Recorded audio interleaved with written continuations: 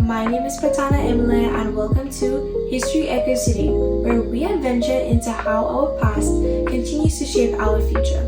Imagine being told that your only importance is to cook, clean, and raise children. Well, sadly, for the women in the 1950s to 60s, this was their reality until the second wave of feminism retaliated. Today, we dive into how the goals of second-wave feminism like workplace equality, reproductive freedom, and women's rights continue to echo through the gender equality movement today.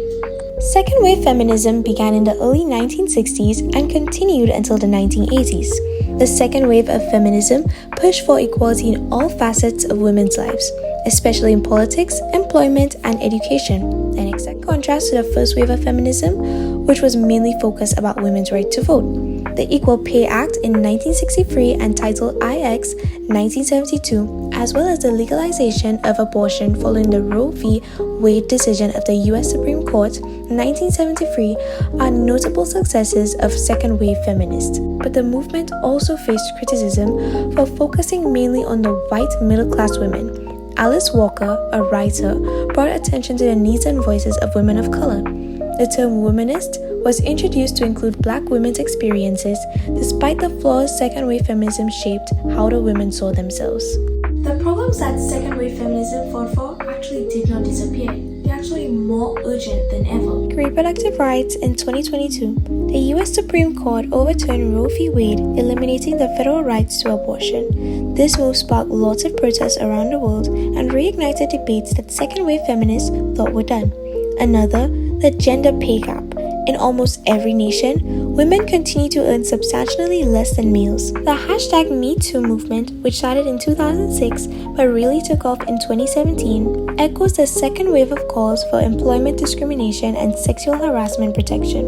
Though they have fresh voices and resources, today's gender equality movements are essentially still engaged in the same struggles. Not everyone saw second-wave feminism in the same way. To some, it was revolutionary, while others thought that some voices were left out. An example is that Black, Indigenous, and other marginalized women felt excluded from the feminist agenda.